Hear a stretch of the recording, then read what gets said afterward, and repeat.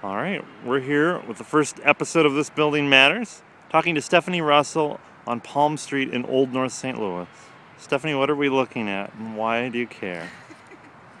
So we're looking at 1914 and 1916 Palm Street, where it intersects with 19th. So I live across the street in a downstairs apartment of a building that was in pretty bad shape that's been rehabbed, and own the little bungalow that way, out of the frame where you can't see it. Hello, vlogland.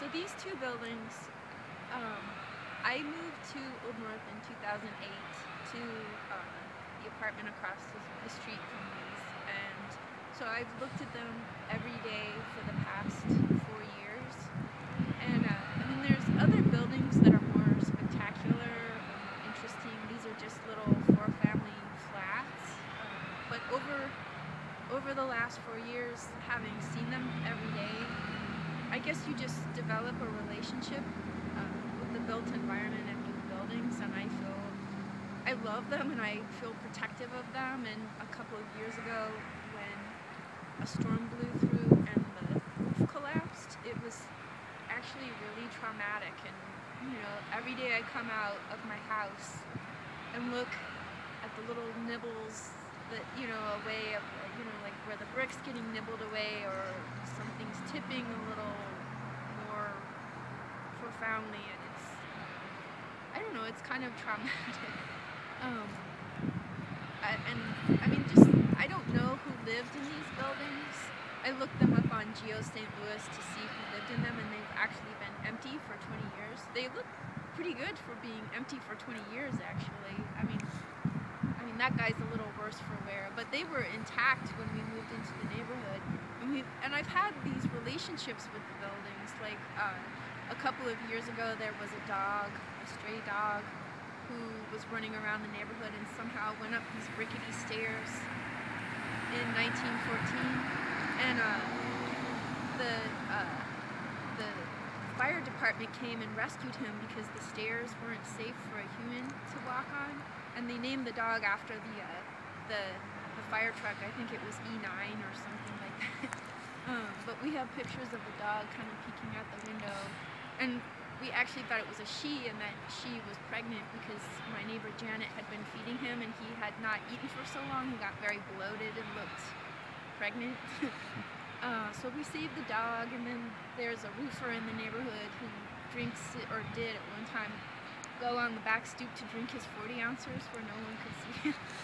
And I was back there, I was gonna do a little weeding, and there he was on the back porch, and you know, kind of, oh, you caught me drinking my beer, but it was fine. And then I had this nice, long, profound conversation with him, you know, just out there on this back stoop of a house that hasn't been inhabited for 20 years. So there's still life around the buildings, and I know it would take a lot of money to rehab them and save them, but I think they could make a really nice little house, you know, for 2 households. And I mean, if these fall, we'll have the only building on the block, which is, it feels kind of empty and sad. I don't know.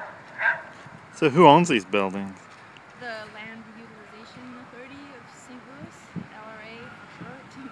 What have they done to these buildings? Well, there was a condemnation notice on the building at one point. They mow forestry mows the grass, and I mean, I guess they board up the buildings. Although these were boarded up before I got here. As you can see, the upper stories need some boards. Right. So after the storm, they didn't do any work. No one came out. No, they've just continued to deteriorate and crumble.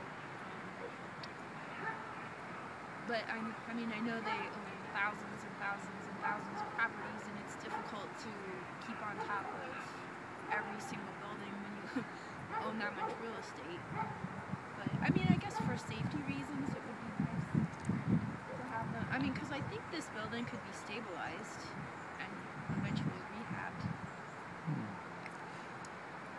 Any final thought? What's that? Any final thought? Any final thoughts? Well, I'll just give my little screed about, I think preserving the architecture. I mean, Old North has always been a working class neighborhood.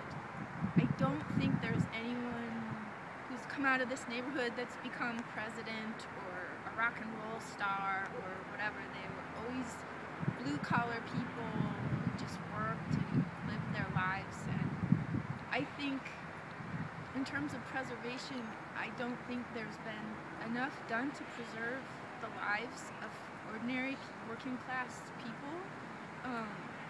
But it's part of our history, and I think there's something kind of heroic and profound about people who just kind of go forward and live their lives the best way they know how. And I think that's why it's important to preserve buildings like this, because that's how the majority of Americans live their lives.